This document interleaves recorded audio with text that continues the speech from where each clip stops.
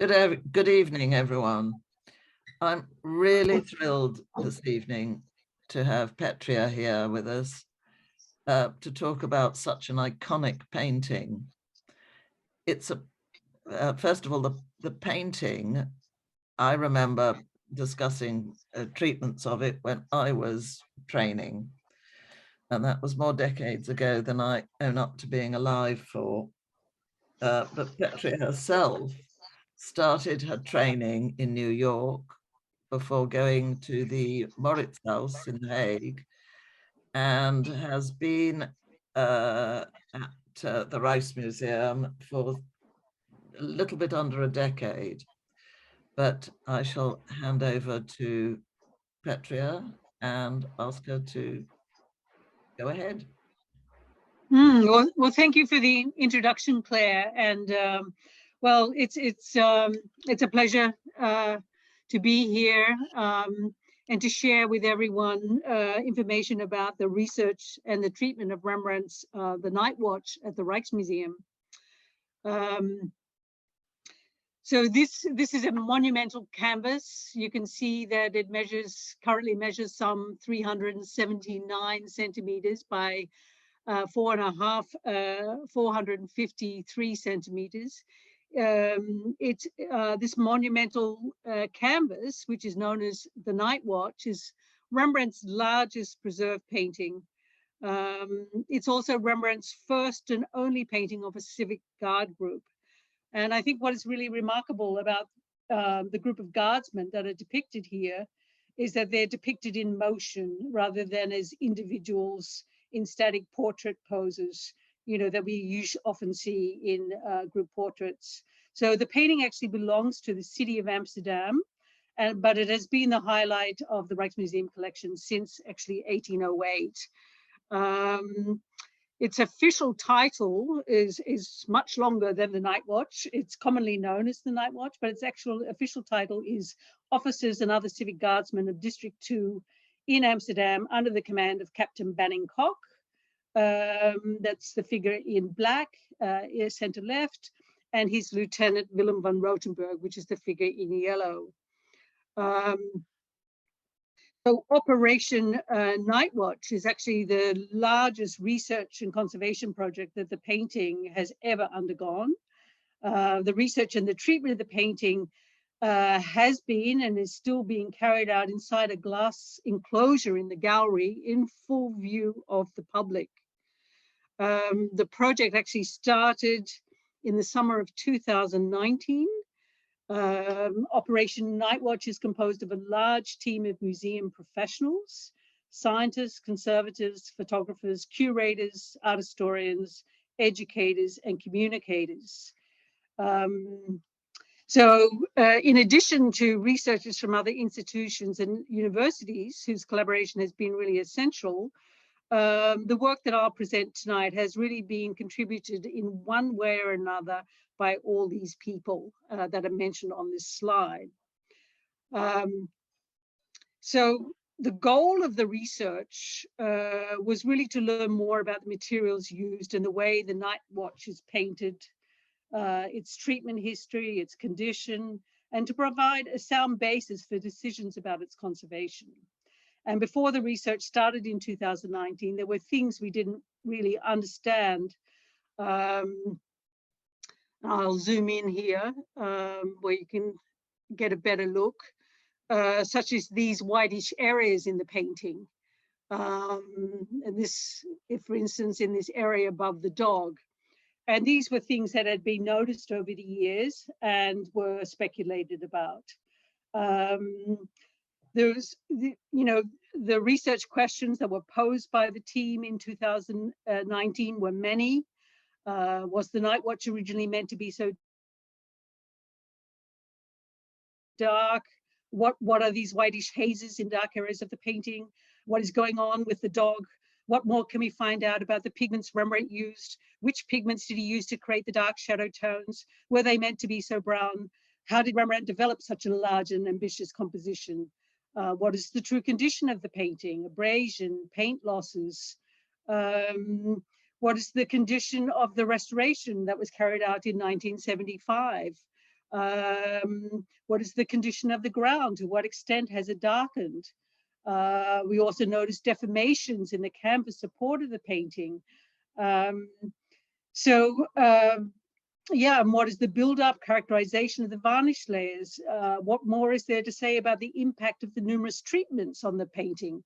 And these were just some of the questions that the research team of Operation Nightwatch asked at the beginning of the research.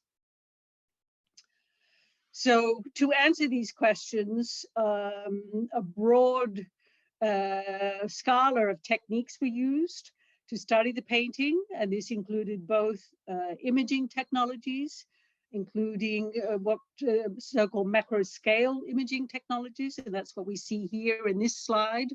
And that includes, for instance, so-called macro X-ray fluorescence imaging, macro X-ray powder diffraction, optical coherence tomography, to name a few. And of course, each of these techniques is used to gather specific information, the macro XRF, the elemental information about the pigments, and of course, macro XRPD, which is a technique, a relatively new technique developed by the University of Antwerp, provides us very specific information about the crystalline material, where we can identify, for instance, degradation products on the surface of the painting. It's you know, it's really a combination of these imaging techniques that provides a more complete understanding of the both materials and the buildup, and also the condition. And also in terms of micro and molecular scale techniques, this was carried out parallel to the imaging work that was done in the galleries.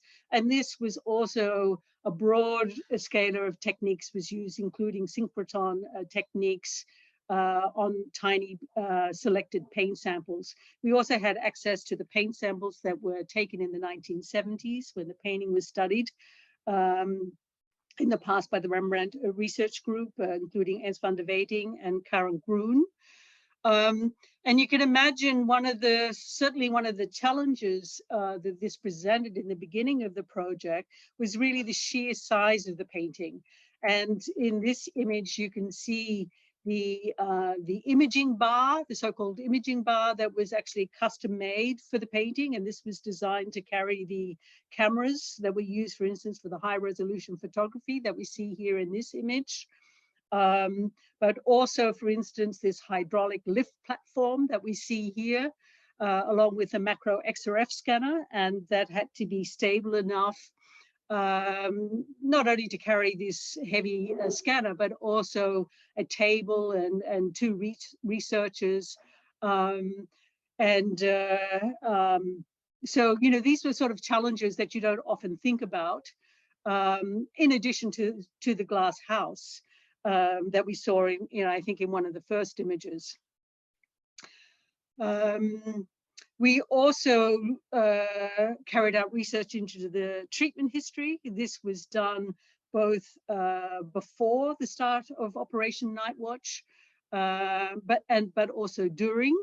And to date, this has revealed some 30 odd recorded treatments of the painting in its almost 400-year history. And this includes some 12 so-called regenerations of the varnish,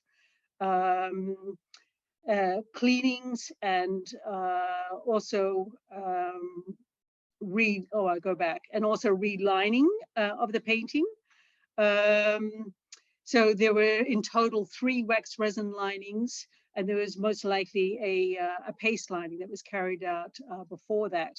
And I think in this next image, you can see that the last relining of the painting was carried out after the knife attack that was inflicted on the painting in September of 1975.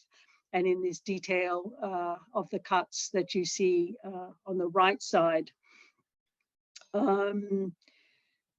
It's and just a few details here. Sorry, I had a pop-up message. And here you see Lutz and Koper repairing the tears on the on the back of the painting. This was done using epoxy bridges.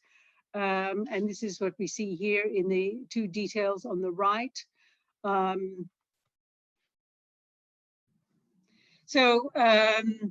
Like I mentioned, the wax resin lining that was carried out in 1975 was actually the third wax resin lining. And this was carried out by Lutz and Koper, who was the chief restorer in the Rijksmuseum at the time, and he was assisted by Roy Hesterman.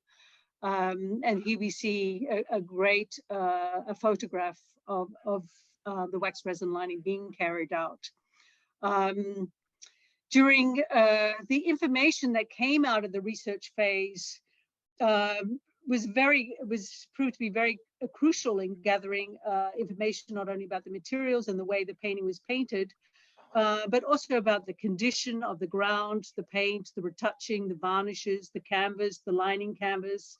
And it was really all this information that came together to really provide a very sound basis for decisions about its conservation. I will also go into this in the presentation. After the research phase, which took place over the period of 2 years, from the summer of 2019 up until December of 2020, the information was collated and we formulated what we called a condition research report, which we presented to the steering committee in June of 2021. And in this report, we provided information about the painting technique and the condition and also the implications for treatment. A second document was also formulated, which we call the decision document, and I'll talk a little bit about that as well later on. So in terms of important research results that were included in that document, that included information about the ground. The painting has a quartz ground. It also includes information about the painted sketch, which was really one of the most remarkable discoveries. Also about hidden features that came to light as a result of the different imaging technologies, extra pentimenti, and also new information about the palette and Rembrandt's pigments. And in this image, you can see a visible light detail of the dog on the left, and two other images. The center one, the so-called titanium map, which is related to the, which is from the macro XRF scanning. And the image on the right is a shortwave infrared image. And both these images on the right are correlated with the ground layer in the painting. The titanium is probably coming from either the clay minerals in the ground layer or possibly from a mineral that's included in that ground layer. But in any case, this was something that we had actually seen previously when we were studying Rembrandt's Jewish Bride, which is also in the Rijksmuseum, and it provided a very good marker for being able to know when you were actually looking at the exposed ground layer in the painting. And here I have three images of areas where the ground is exposed at different degrees of zoom. In the far right image, we actually can make out the tops of the canvas threads. So this is an area where the ground is, where the painting is actually abraded and the ground has become exposed.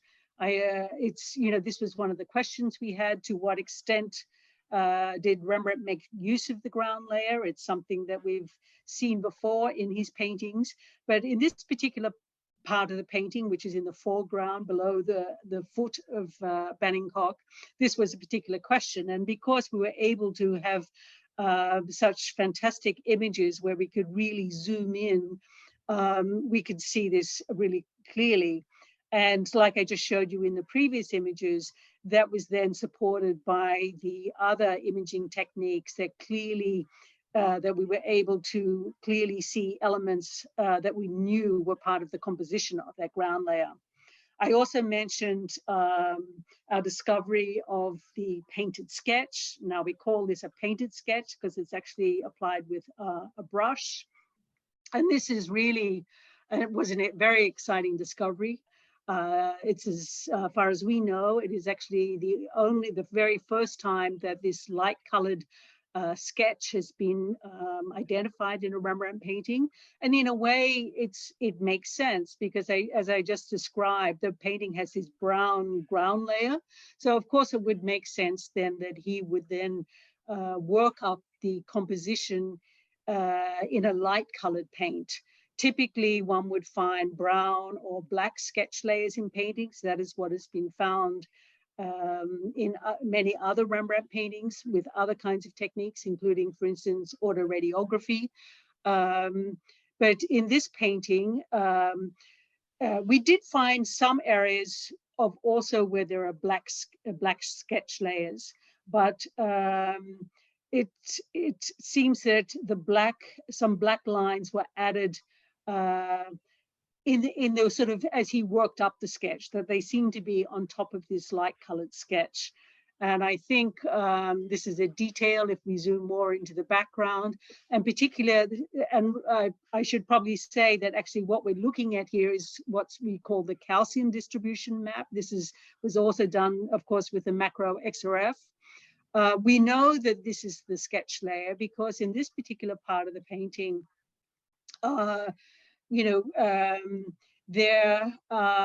we don't have the interference of other paint layers on top that would contribute to this signal. We also went on to take selected paint samples from certain areas where we could then identify the composition of this sketch layer. And I'll show you an image of that in a minute. But it also enabled us to see some of the changes, he made, in working up the composition. So for instance, in this sketch, you see additional spears in the background that you don't actually see in the visible light image. So this was, of course, exciting to be able to see this. It also gave us much more insight in what was going on with the dog. I mentioned that was one of the intriguing questions from the beginning of the research.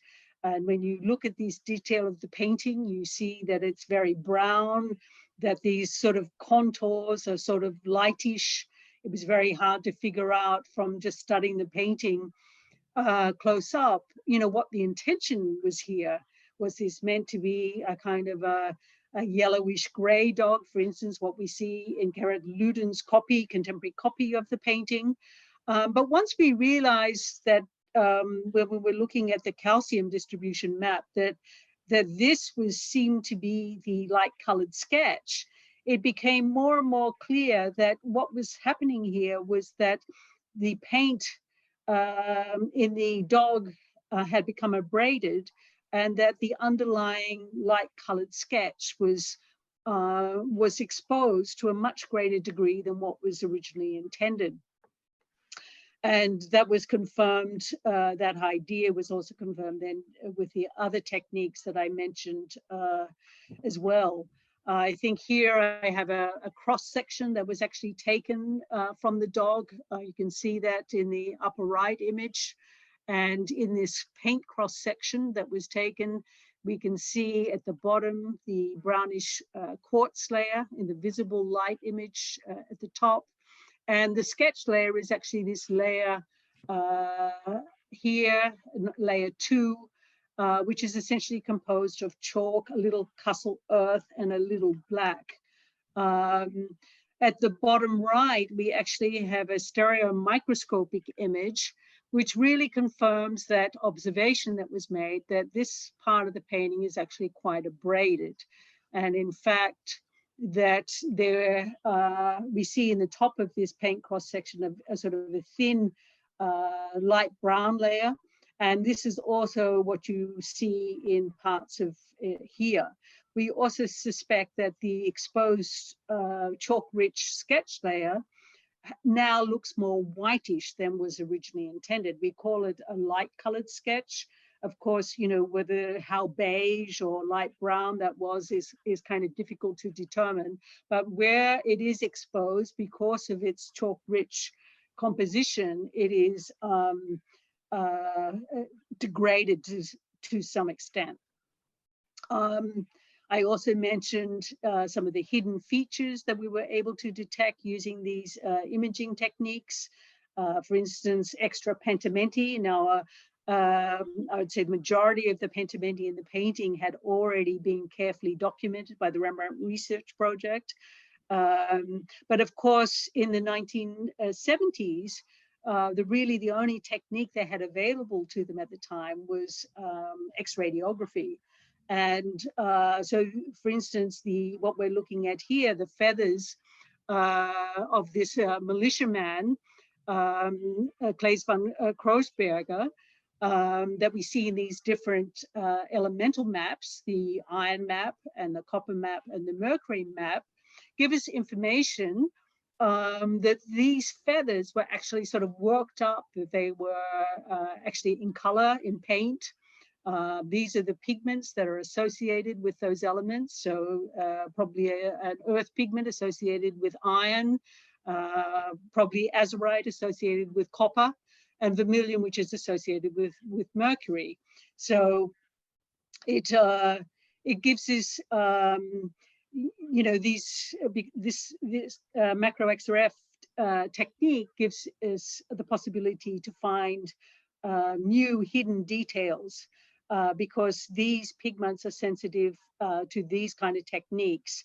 These are details in the painting that you would not see with X-radiography or with infrared reflectography, for instance. These techniques also gave us new insight into Rembrandt's palette. We were also able to, we discovered a new type of arsenic containing pigment in the painting. In this detail from the costume of Willem van Rothenburg, that is the detail we see at the left. We see the so-called arsenic distribution map that is here, and we can see that in this elaborate embroidery of his jacket, this is a very arsenic-rich area. Now, arsenic is also an element that's contained in the pigment smalt, but if we compare the arsenic map with the cobalt map, which is associated with smalt, we can see that these white areas, or hot spots, as we sometimes call them, are not associated with cobalt. Here we see a stereo microscope image, and we're particularly interested in these sort of bright orangey areas as these arsenic pigments. For instance, we identified a particular form of Oopjen in the past in Rembrandt's The Jewish Bride. But in this painting, it seems to be a completely new type of arsenic-containing pigment that we haven't seen before in Rembrandt's painting. And in order to look into this in more detail, we took this tiny paint sample. This was taken from the contour of the shoulder of van Rothenburg. And here we see the paint cross section on the right.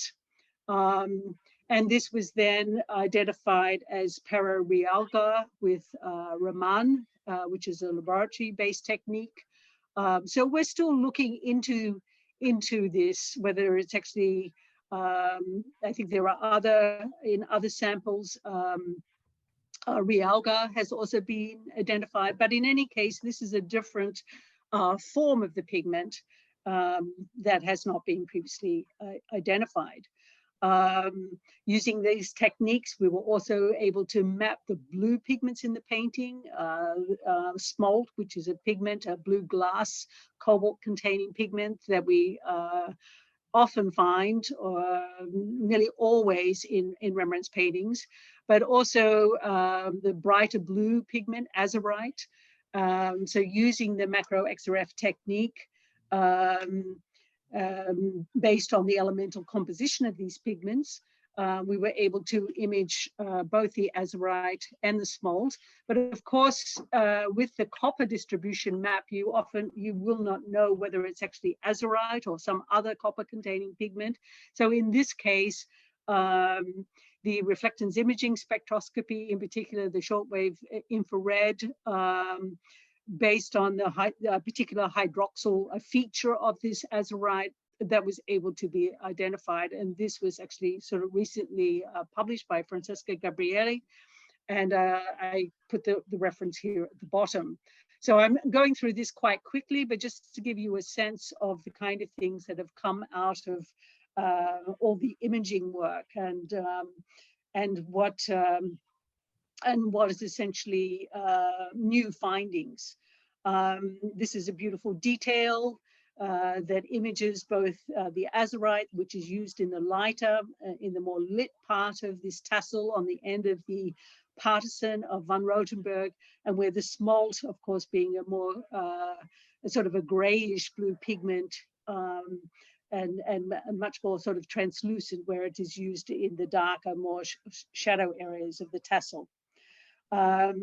Similarly, with the mapping of red pigments in the painting, the various techniques, in this case, the reflectance imaging spectroscopy was able to map the vermilion, and this is a detail from the red sash in Frans Banning Koch, the use of different lakes, and this is of the Cochineal Lake in particular, but also mixtures of vermilion and lake. And so now here I'm just showing you just, a small detail, but, just on this subject alone of mapping red pigments, there could be a dedicated lecture just on this topic. So, and of course, there isn't the time in this talk tonight to go into that kind of detail.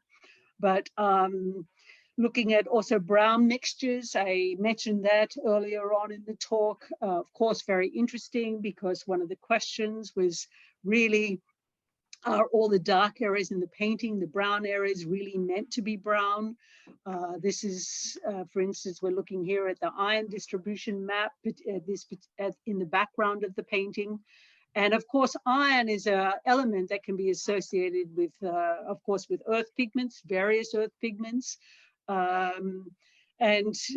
So here we actually went on to take a paint sample. Here's a microscope detail of the painting and the correlated cross section, and where we could see that the iron was associated with Kassel earth in the brown background layer, with small additions of some bone black and some chalk and a little bit of earth pigment. So browns are quite complex. This is another detail from the background. And here I'm showing you, and this is an area more of the architecture, where smalt, again, made visible through the cobalt distribution map, which has a more complex mixture of smalt and yellow earth and red earth and some bone and ivory black. And again, we were able to take a small sample to look specifically at this layer. And indeed, you can see already for yourself these large sort of glassy particles of smalt. And by carrying out some scanning electron microscopy, we actually could show that because of the low potassium in these particles, that the smalt is actually quite discolored. Let's see, in terms of the condition of the paint, I've also got some images to share with you. Again, several images of the so-called, of the light-colored painted sketch. And these were details that were very puzzling in the beginning, because, and you can probably understand why. So this is a detail, and this is a detail of this particular area. And so it was very puzzling what was going on here. And this is a detail of the cheek, and this is two details, for instance, of the dog at increasing magnification. So this really sort of gives you a good sort of idea of why this was quite puzzling, because there were various hypotheses, for instance, about some of these areas. Are we looking at a degraded yellow lake, or are we looking at degraded smalt? But based on the the imaging work, the elemental mapping, became clear then what we were looking at was actually this chalk-rich sketch that had degraded over time and had also become more exposed in the painting. So a close-up detail of one of the faces of Jan Adriaan Keizer, where you can get perhaps a better sense of what this really looks like up close. We can see again this exposed chalk-rich sketch here in the moustache, and again these sort of whitish areas. And I suspect when the painting was treated in 1975, or when it was restored, you know, in 1976, when they were touching it, that perhaps, you know, it wasn't really clear what one was looking at. So, I mean, this is really, we've come to a much deeper understanding of not only how the painting was painted and built up, but also what these areas, these odd whitish areas on the painting, you know, are, and how they should be then subsequently dealt with if the painting should be restored. In this image, you can also see these kind of small black spots. We saw that in many areas of the painting, and these are actually pinpoint paint losses from so-called lead soap protrusions. Now, this is a phenomenon that I think that we're all familiar these days. And of course, there were paint cross sections taken from several areas, the paintings where that was confirmed, and the composition of these lead soap aggregates was also identified. And you can also see in this moustache one of the retouchings. You can actually see how dark that is. And that is actually what we see in several areas of the painting. Now, this is a detail of the dog. I showed you some images of the dog a little while ago. But again, I think you can get a better sense here of really what's going on, where this brown quartz ground is exposed in the sort of the whole middle section of the dog, where we even see tops of the canvas threads, and where in these light, kind of very blurry light areas, this where the chalk rich sketch has become exposed. I mentioned that many areas of the painting are actually quite abraded, and this is a detail from the knee of the breeches of Badingkok. And again, in these brownish areas is actually where the brown quartz ground has become visible as a result of abrasion. And of course, you know, a black paint layer that's been used in this costume. We know from the paint cross sections that's essentially built up quite thinly in one or two paint layers, and that actually black paint layers can be quite sensitive, especially when aggressive solvents have been used. And we know from all the treatments, the 30+ treatments that have been carried out on painting, that certainly for the historic cleanings in the past, that more than likely this abrasion is a result of over cleaning. This is another image that also testifies to the extent of the abrasion and the restorations in the costume of Badingkok. This is an overexposed visible light image at the left, and then we have corresponding reflectance imaging spectroscopy shortwave infrared image here, the second image. And detail of that on the far right that actually shows, you know, really to what extent that black costume has been abraded. Another very nice example of coming to a better understanding of so many of these brown areas in the painting is this the right sock, Badingkok's right sock, which now appears quite white brown and degraded. And for instance, if we look in the macro XRF maps of the calcium and the potassium, which are the two black and white images, and then the reflections imaging maps of the red cochineal, and then the red cochineal, which is mixed with vermilion, you actually get a sense that this sock was actually more colorful than what we now see. And on the right, we see a paint cross section that was actually taken from an area in this, where we see also these red lake particles that show up very clearly in the cross section. And you can actually see on the top of the paint cross section that the surface is actually quite has lightened due to fading. There are many areas of pronounced cracking in the painting. This is a detail from the ammunition buoy in the leg. You see the detail at the left. This sort of large area is an old damage. You see this pronounced cracking, and all this sort of brown material in all the cracks is actually restoration material. This has actually made it it also makes it more pronounced than probably what it could be.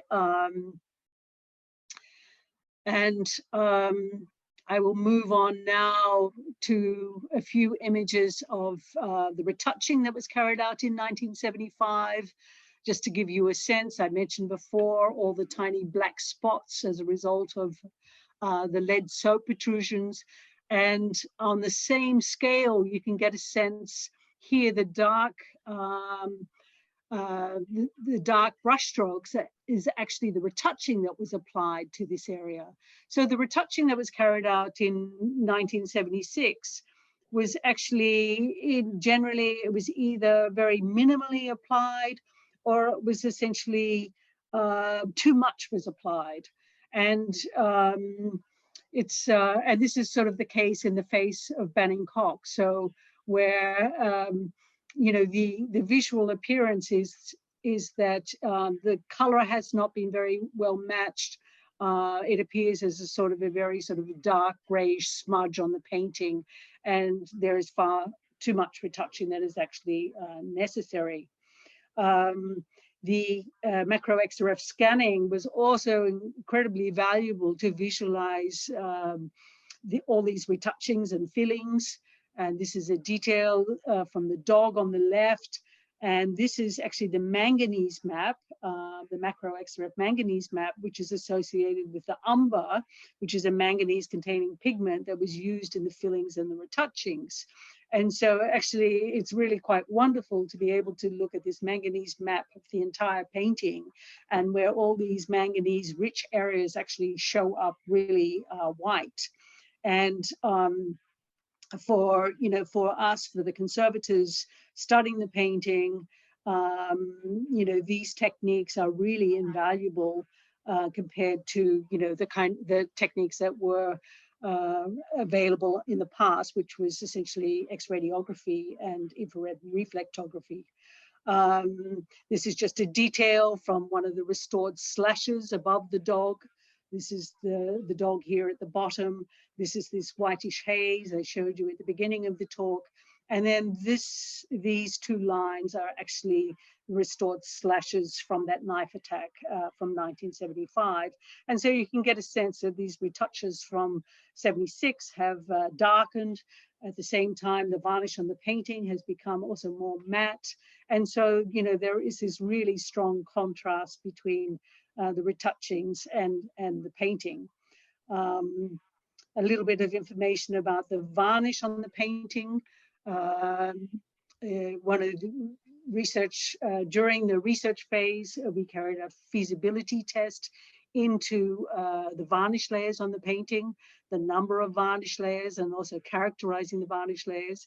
We knew from the documented sources that a mastic varnish was applied during the 1946-47 restoration of the painting that was carried out by Hubertus Mertens. Essentially, that layer was removed in 1975. We know that in the last restoration from 75 and 76, that Dama varnishes were used. and there was an additional Damar varnish applied in 81. And again in 1990, there was some local application applied after the painting was actually locally attacked with an acid attack actually that took place at that time, and then that was locally treated with Damar varnish. We know the recipe that was used for the so-called for the Damar varnish in the 1970s, and that was you can see that in the slide. That was 10 parts of the standard Rijksmuseum Damar varnish and 1 part poppy seed oil, which apparently was added to the varnish to actually make it tougher and somewhat thicker. And that was also our experience when we were actually doing varnish tests and also taking paint samples. Here in this image, you can actually see on the right side where it says not saturated, you get a sense of sort of how gray that varnish is on the painting. And when we saturated, and this is an image that was taken with a stereo microscope, when we saturated with Shell Salty, for instance, you see the obscuring and the dulling effect, that becomes really apparent. Like I mentioned that 2 campaigns of varnish tests were carried out during the research phase. We were really initially very focused on the sensitivity, also of the paint layers, and particular areas that were considered to be potentially problematic. This is a nice detail, or maybe I should just backtrack a minute. I don't have the time to go into a lot of detail, but might be interesting to know that in the lower right, some of the tests were carried out using both swabs and also Avalon, which is a microfilament textile that's been more recently used for the removal of varnishes, and that's what you see in this lower right. I'm not going to go into a lot of detail, but I'll show you a few images of the result.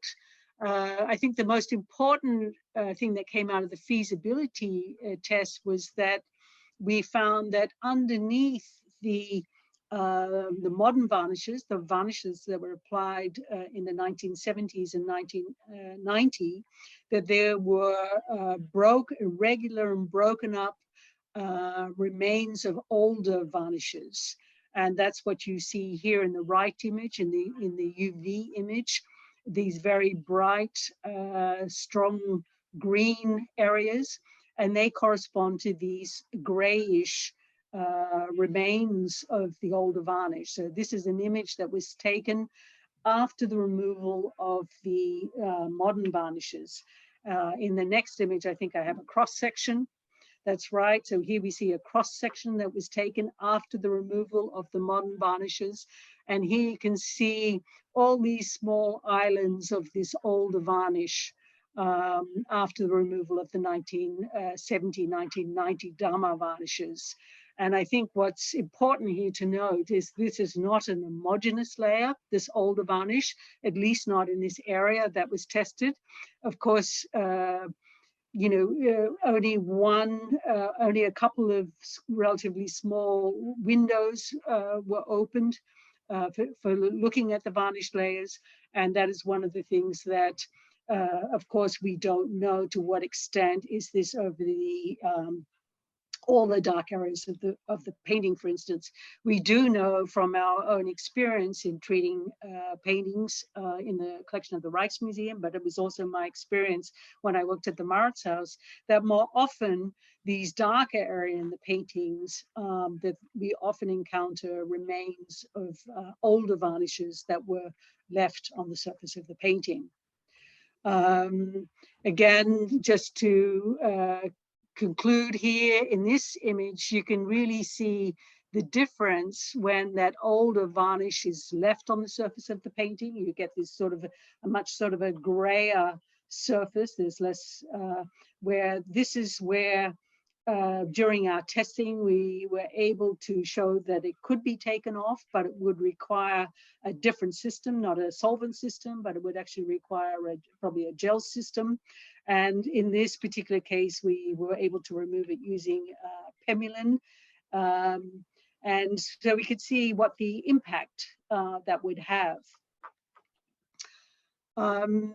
So just to conclude about the varnish removal, this meant that we knew that going forward, if it should be decided to remove the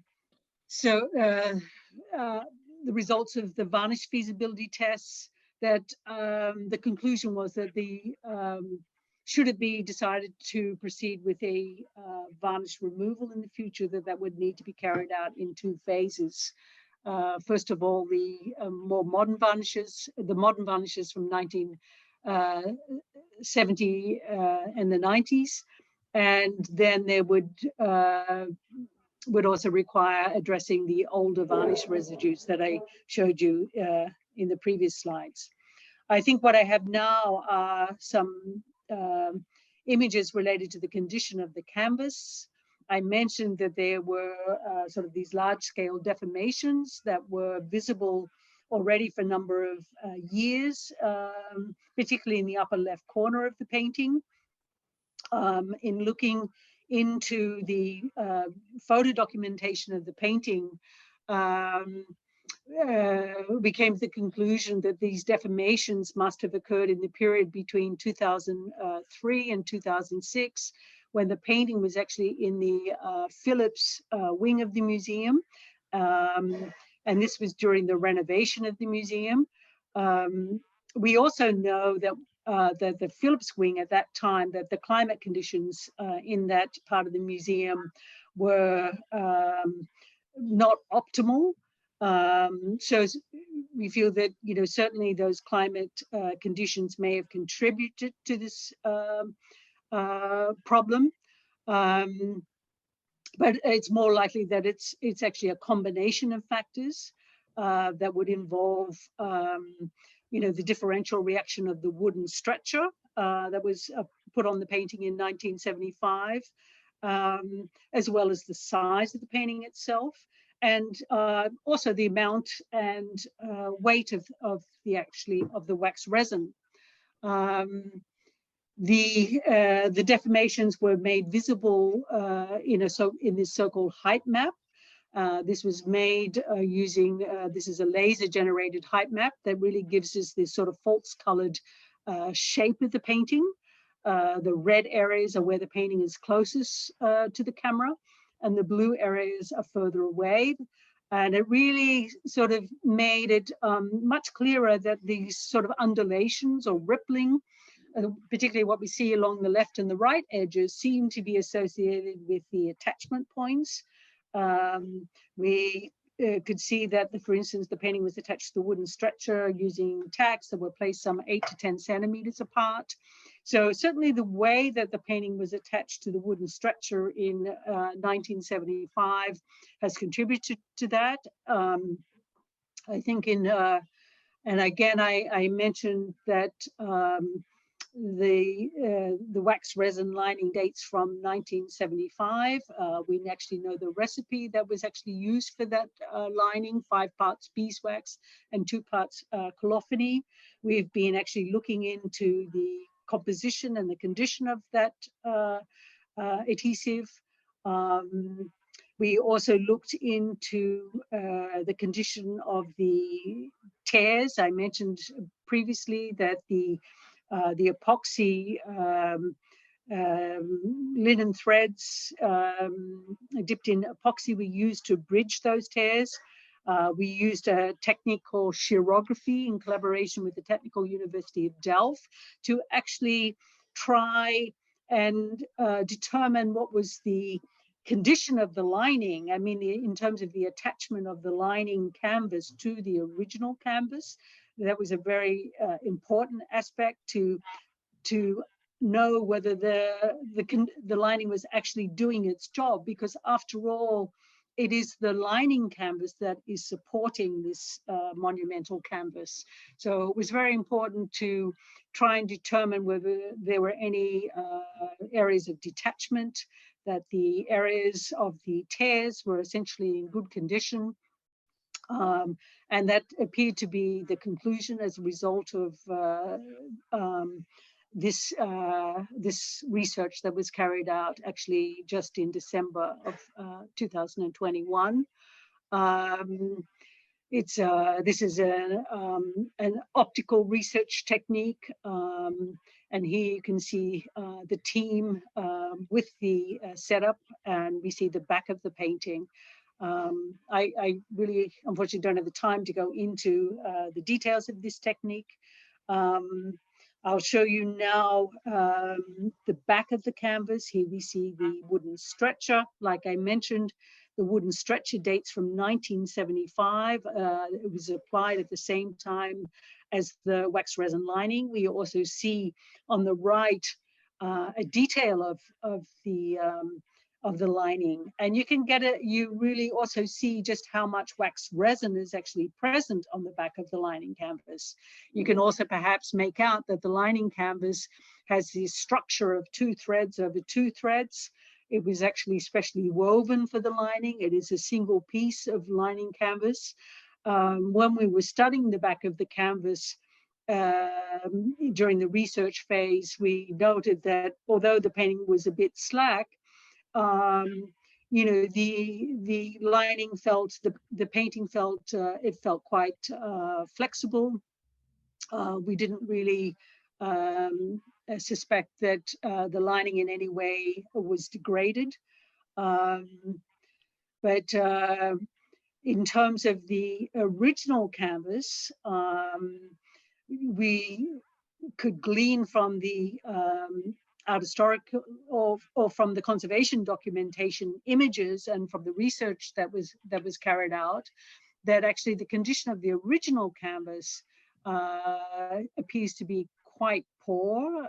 What we're looking at here is a photograph that was taken during the 1975 treatment. And here in the slide is a remark that was made that because of the poor condition of the canvas, the decision was made not to scrape the entire back. Some areas were scraped, for instance, along the seams and around the edges and some of the damages. And you can see that in the detail at the far left.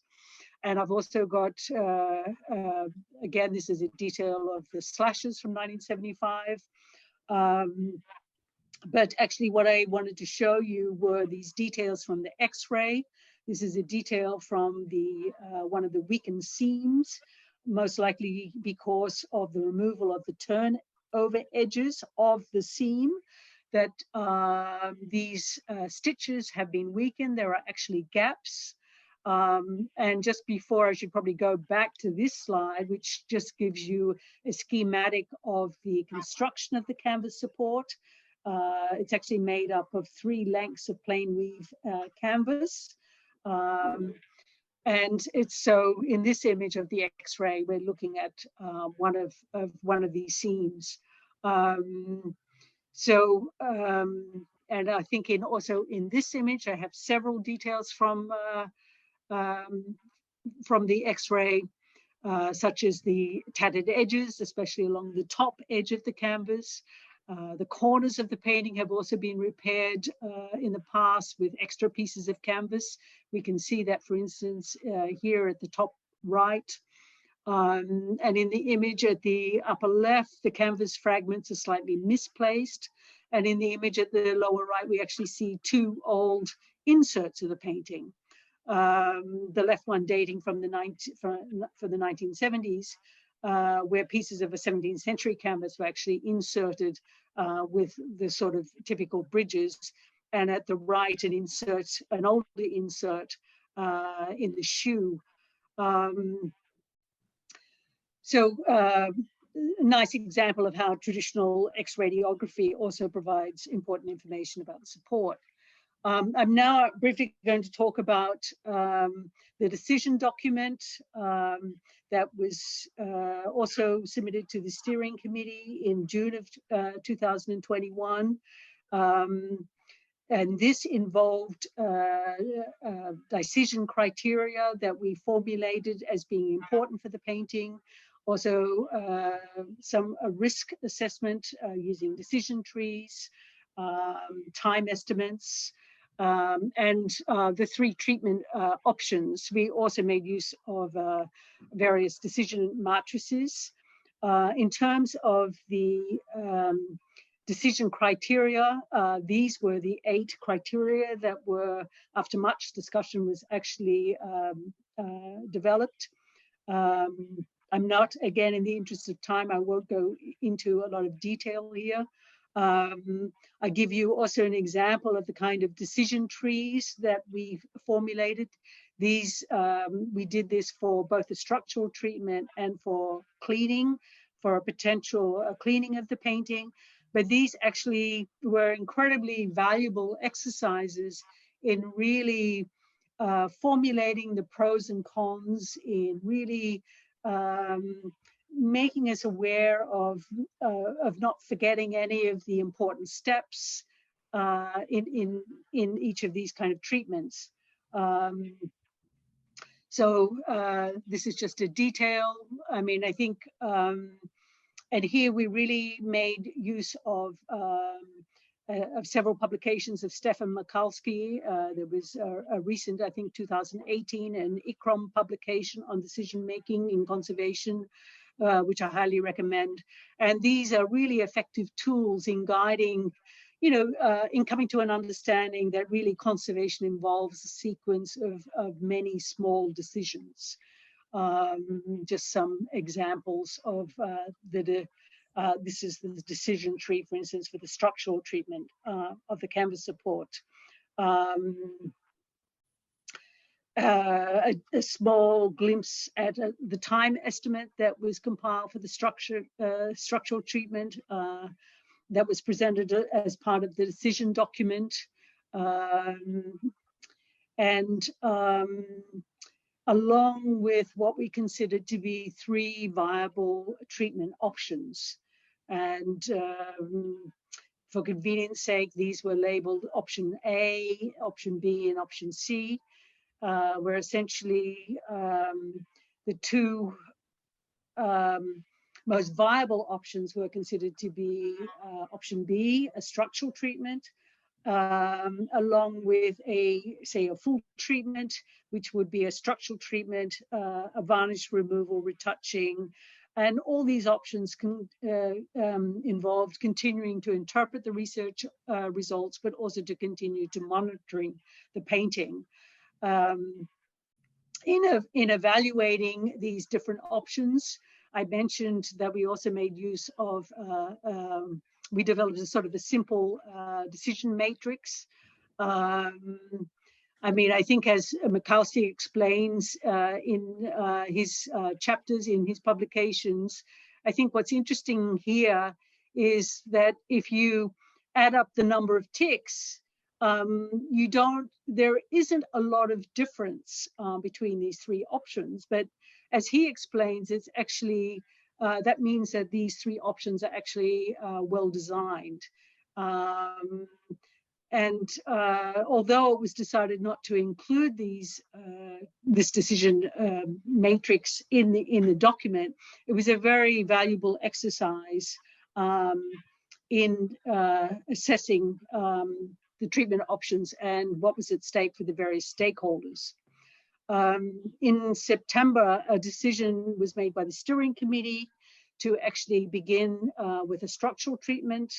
I think based on the fact that that was considered urgent, while a varnish removal, although very desirable to improve the readability of the painting and also to address the sort of the minimal retouching that was carried out in the 1970s, it was considered something that was not urgent, but could actually be carried out at a later date. In terms of assessing the nature of that structural treatment, in collaboration with numerous experts and peers, we considered doing a local treatment, but we felt that because of the sagging in the painting, that kind of belly that we saw in that height map, that a local treatment would not sufficiently address that aspect. Therefore, it was felt that a sort of an overall treatment was necessary. Redoing the lining, removing the lining was absolutely not an option. So we really slowly, as a result of the use of the decision trees and a very sort of step-wise approach, we came to the proposal of retensioning the painting onto a new stretcher, a new strainer, in fact. And that is actually the current situation. That is what is being carried out, actually, that started on the 19th of January. I'll have some images to show you in a minute of that, where the painting was laid down on a work table in the glass house, and the tacks, the painting was removed from its wooden stretcher. At the same time, we are also going forward with more research about the mechanical aspects of the painting. We're looking into micro-tensile testing of the fibers of the lining canvas. Again, I mentioned about the wax resin adhesive that was used in the 1970s.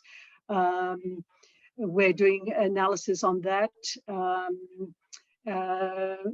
We've also done some forced displacement tests together with Antonio Icarino Idelson and also the Technical University of Delft. There's been a lot of discussions about the design of the aluminium strainer. And I'll show you a few of those images at the end. And now just some nice images of the painting when the treatment started in January. Here, placing the painting onto the work table, the painting face down. And here you can see in the image these ropes, which were part of the sort of the hoist system that we used to place the painting onto the work table. You can also see in the background of this image, this wall text. This is developed in collaboration with our education department to explain to the public what is going on during the treatment of the painting. And here in this image, you see, Esther van Doon and Nienke Waltman and Anne van Krekelen and Lisette Vos, who doing the structural treatment, removing the tacks along the edges. In the back of the image, you see a very nice image of this wall easel that was designed for the treatment in the glass house in the gallery. And here, removing the wooden stretcher. And at the moment, the wooden stretcher is actually on this wall easel, so people can see that. And I think in this next image, you see a detail of actually the tacking edges after the painting was released from the wooden stretcher. You can actually get a sense of just how stiff those edges are. And over the course of the last 2 weeks, we've actually been reducing the amount of wax resin in these tacking edges, using some heat and blotting paper to very good result, where these edges have now been laid flat and they appear to be quite supple, because the next step is actually to make these casings or seams into which the stainless steel rods will be placed for the spring tension system. In this image, you see the design of the new aluminium strainer on the right. You see the wooden stretcher on the left. This is a closer detail of that new strainer. You can see it's a so-called sort of double profile. It has removable crossbars. These are these gray. You shouldn't pay attention to these kind of blue horizontal. These are the horizontal cleats for attaching it to the back onto the wall easel. But there's been a lot of discussion, and actually there's been some some also modeling that has been carried out to make sure that there is sufficient rigidity in the aluminum structure. These members of these two outer profiles are actually 8 centimeters thick and 4 centimeters wide. It's 2mm aluminum, and this finite elemental modeling has been carried out by an engineering company to make sure that this is sufficiently heavy enough and rigid enough to support the painting. In the next detail, you see a sort of a schematic on the left, and a sort of a mock-up of the spring tension system.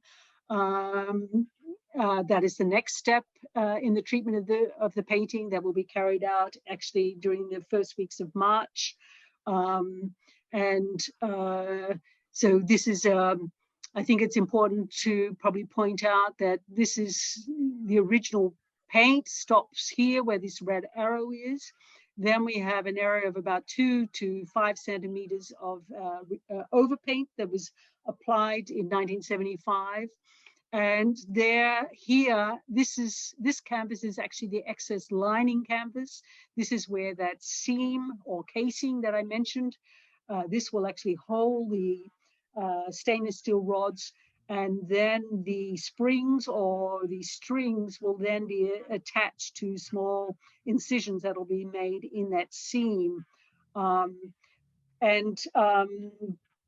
Just to make sure, we have, I want to point out, very importantly, we have good experience using this so-called spring tension system.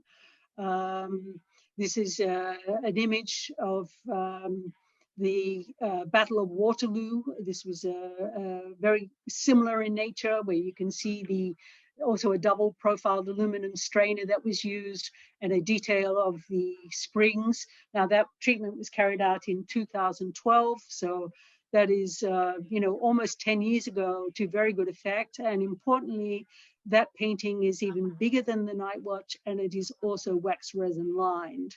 So of course the decision, I hope I've been able to make clear that the decision has not been made lightly. We feel that we've tried to weigh all the information to come to a sound decision about how to go forward here. So that comes to my very last slide, just to conclude, where I hope I've been able to sort of give you a glimpse how this combination of all these sort of wonderful macro and micro scale techniques has given us so much information about the painting technique and the pigment composition, and how that has really helped to come to a much better understanding of the condition and the original appearance of the painting.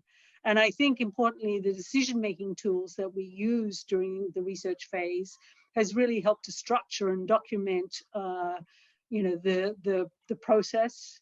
Our goal was really to make clear why what was done, and that all possible information was taken into account.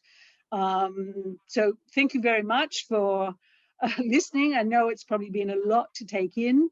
I also have to acknowledge everyone in the Operation Night Watch team, all my fellow conservators who are working on the treatment and on the research, and in addition to all those from other institutions and universities and other museums, and of course our main sponsor, AkzoNobel.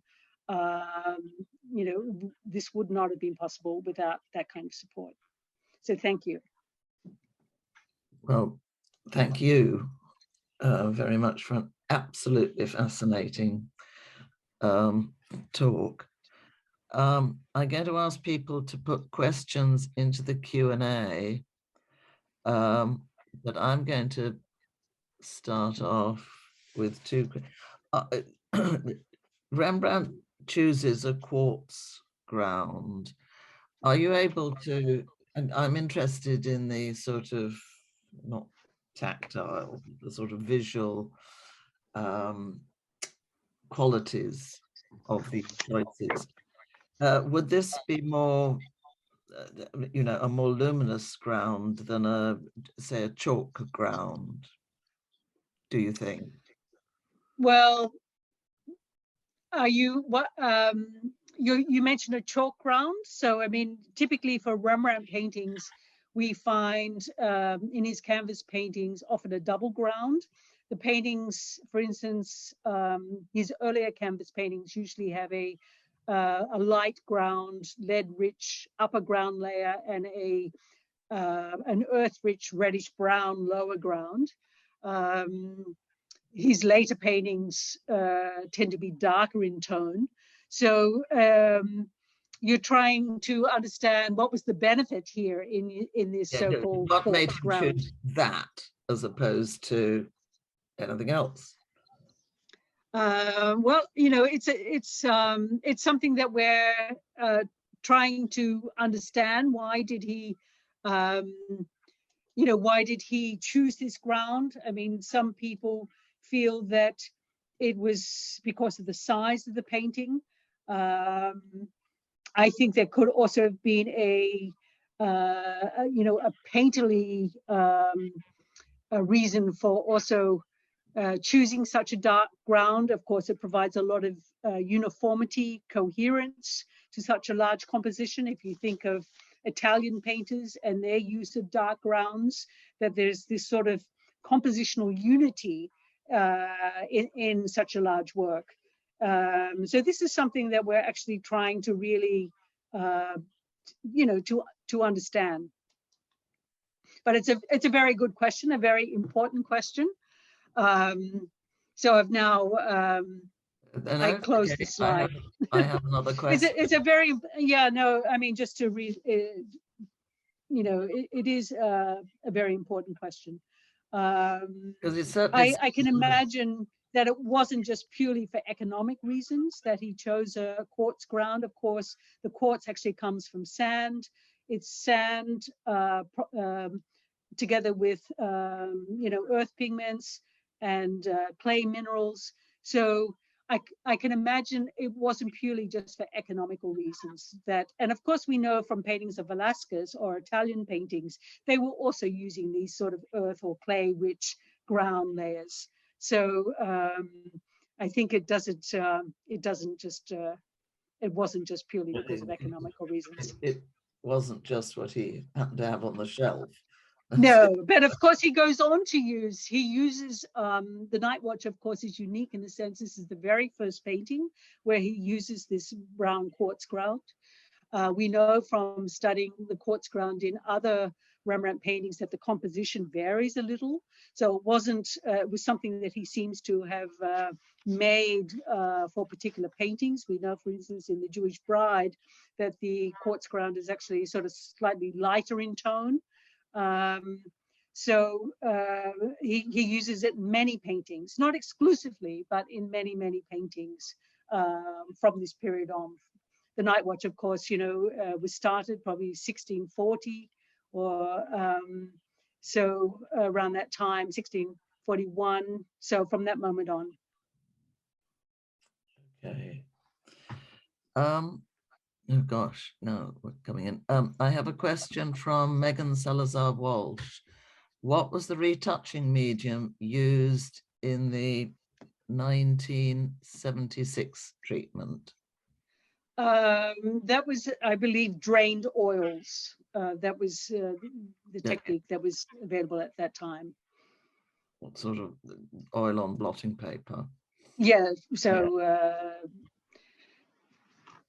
that was, we haven't actually done any analysis to confirm that, but there are images and documentation pertaining to that. So there is still, of course, a lot to I'm old enough to remember the 70s, and I can tell you we did use that in the 70s.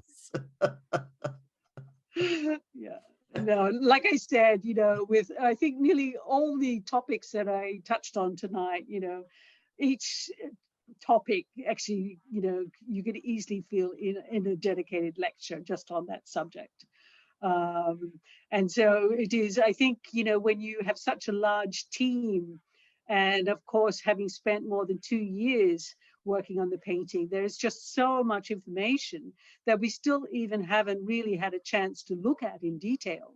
Yeah. Of course, our primary focus was when we were compiling that condition research report, was really to focus on information that would really help us understand the condition and make decisions about its treatment.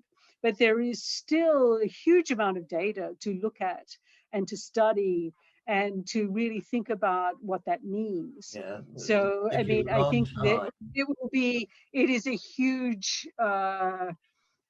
there's still a huge amount to come out of this. And I've just given you a few glimpses. Okay, I'll go on to another couple of questions. When the painting was relined in the 70s, you mentioned that they decided not to scrape the back. Did the residue left behind cause any issues when it was then relined?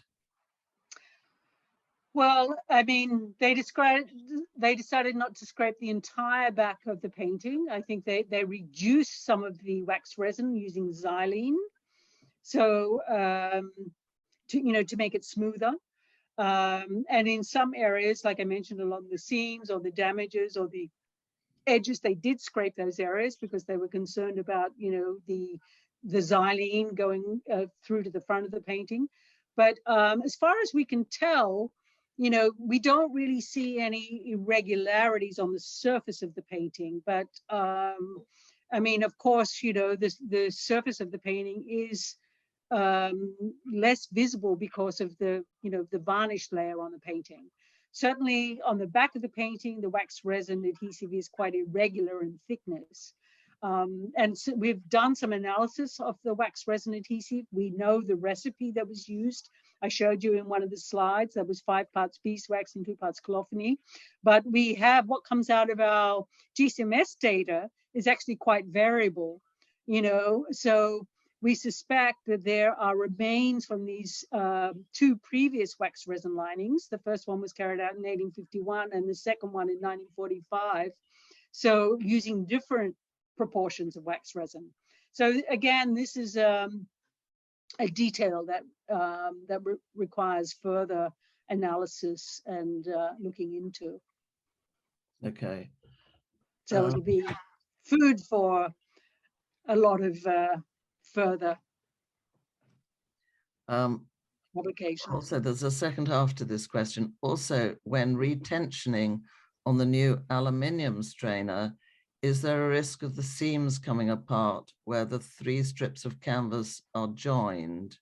What precautions are being made, or does the previous lining give enough support on its own? Yeah, no, I mean, I think it becomes clear from the x-rays I showed that, the condition of the original canvas is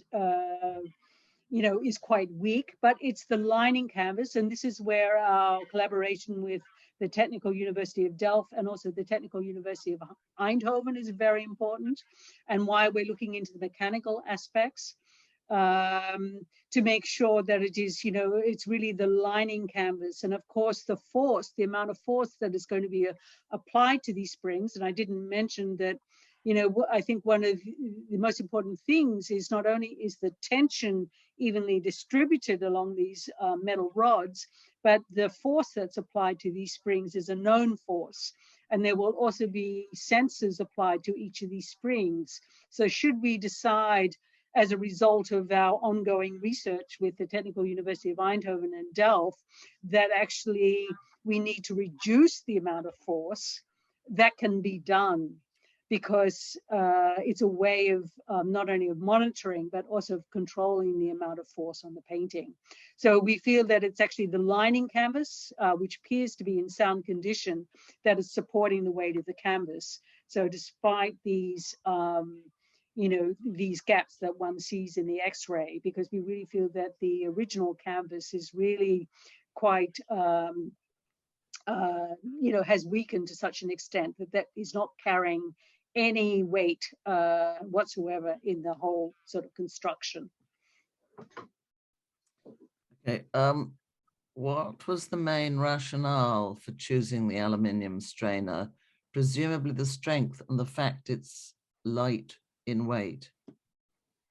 Yeah, I think definitely the weight. I mean, I think the wooden stretcher, I might have showed that in one of the slides. I think it weighed something like more than 100 kilos.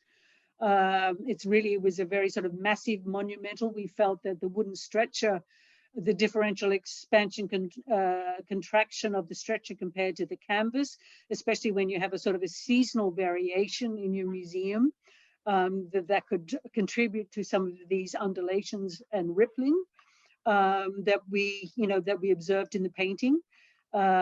Certainly an aluminum strainer is less responsive to temperature and relative humidity.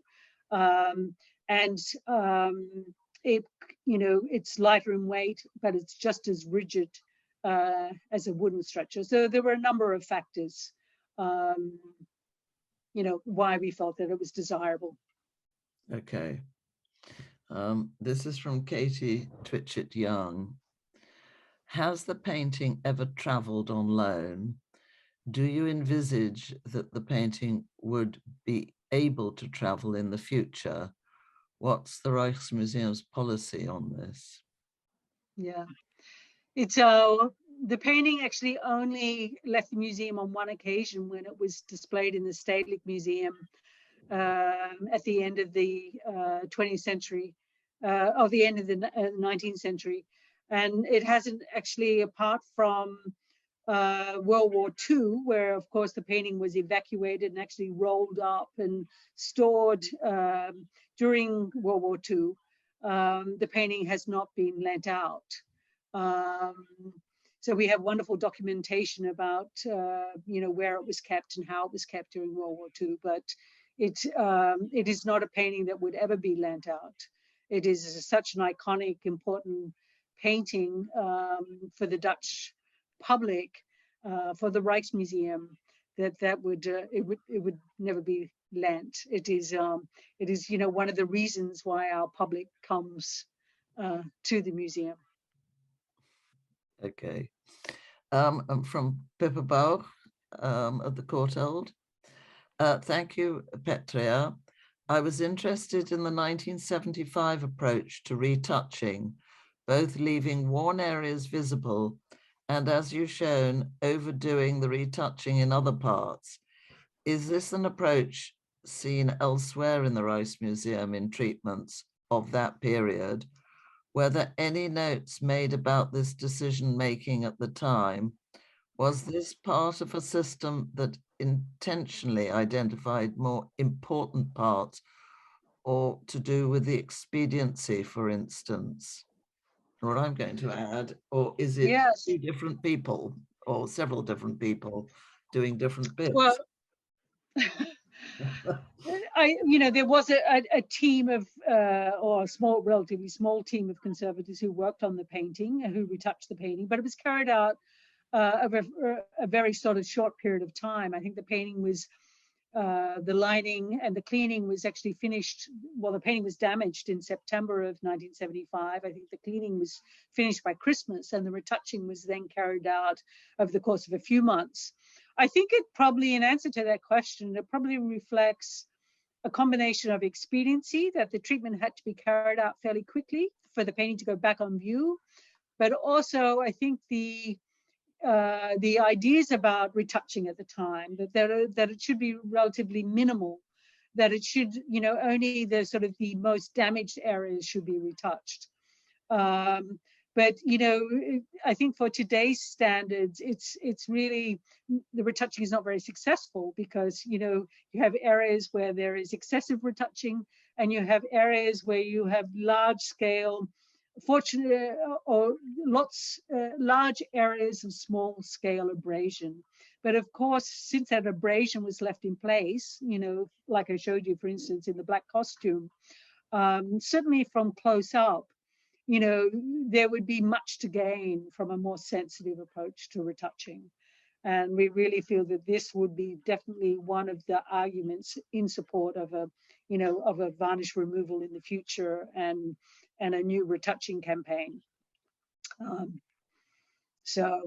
But I think, in answer to the question, it was a combination of the approach at the time and the time available. And it is a good 50 years, really. Yes, well, that was coming up. 76. I mean, Yeah. approach has really changed. Of course, just in terms of, I mean, these days, retouching is carried out very carefully, only in painting those areas of damage where I think I showed you in the detail of the phase at Bangkok, where you have these multitude of pinpoint losses that were retouched with a relatively large brush.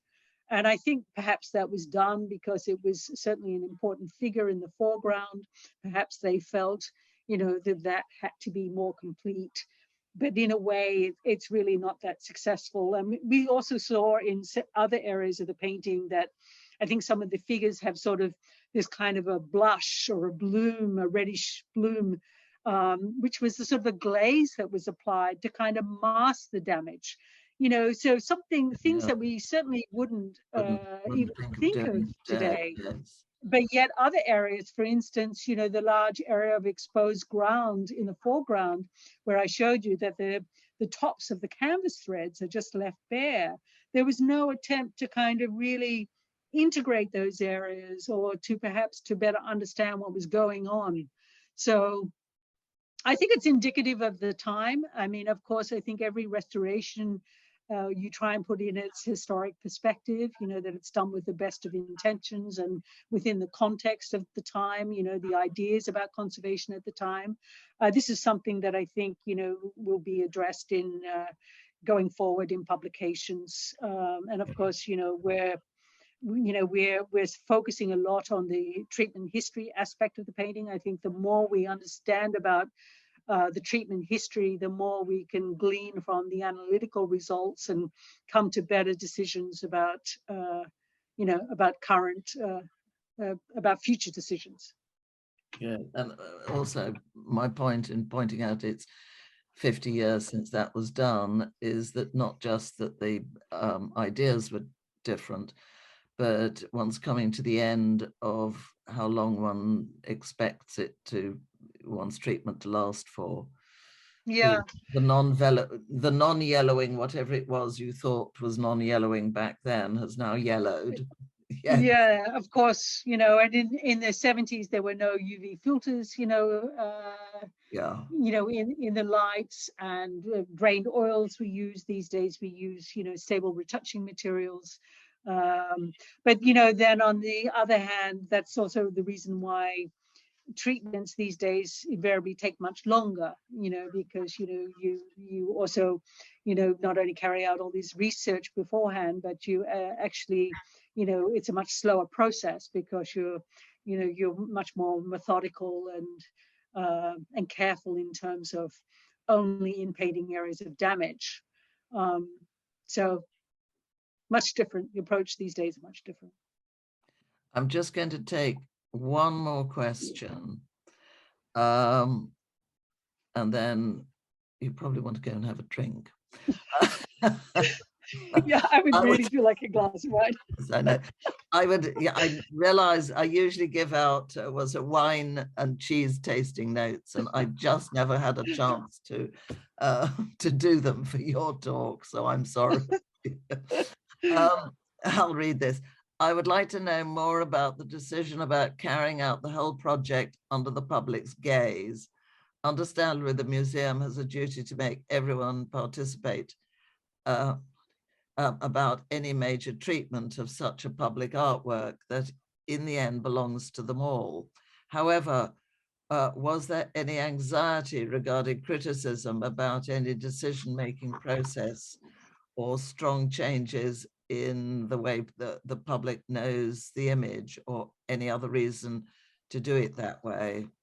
I would find it terribly uncomfortable. You haven't had, what was it, Art Watch? Yeah, I think if you probably ask any conservator, they would much prefer to be working, in a laboratory, or in a studio compared to in the galleries. I think it was complicated with the Night Watch because, like I mentioned, it is, probably the most important painting in the collection, but also because of the sheer size of the painting. It wasn't considered really feasible to bring it to the conservation studio. It wouldn't actually fit, in the lift, or could actually enter the building. So, just from a logistical point of view. But I think more importantly, it was felt certainly by our director that it was something that he wanted to engage the public in, that he felt that it was something that he think that the public would be interested in. You know, I think in the past there's been a lot of these sort of behind the scenes looking at what's going on, and he really felt that this was an opportunity to involve the public. And I must say, I think it is added to the complexity of the project, because it is certainly something that we cannot ignore. You know, we have to work closely with our education department, our marketing and communication department as well. You know, we have to write regular updates for our social media team, you know, for our newsletter. So this is all part of outreach, which is all part of Operation Night Watch. So it's this is just part of Operation Night Watch, you know, part of the activities that all the conservators are involved in. And I think, you know, these days this is really, you know, part of the role of conservators, you know, to be you know, to be involved in social media, to be writing text, it's part of what we do, not just hands-on treatment. Well, you shame me. I've worked in front of the public once in my life. Well, actually, it's my knees that have given up. Yeah, but I have to say, on a negative point, I mean, you know, we are dealing with the noise levels, of course, you know, especially before and during Corona, when the museum was open to the public. The noise level in the galleries is quite distressing, because this glass enclosure that I showed in these images is not closed, it's actually open at the top. Yeah. So actually the noise really carries over. It is something that is being addressed, being looked at seriously. But it is, I think you quickly get used to being under the public gaze, because after all, if you're working on the painting, you're completely focused on what you're doing. I think it's much more the noise levels that that are distressing, rather than the gaze of the public. Okay, no rude comments. Yes. I'm sure everyone has an experience about this. Right. But it's Okay. it's something that it depends on the setup. You know, in our particular case, because of the open enclosure, it's really the noise levels that is the most distressing factor. Okay, I'm going to bring this to a close and say an enormous thank you, and for everybody who's still listening. Provided I get it organized, we are going to hear again from the Rijksmuseum later in the year. Petria, thank you just so much. A really, really fascinating project. Yeah, well, thank you. Thanks to everyone for listening. Thank you.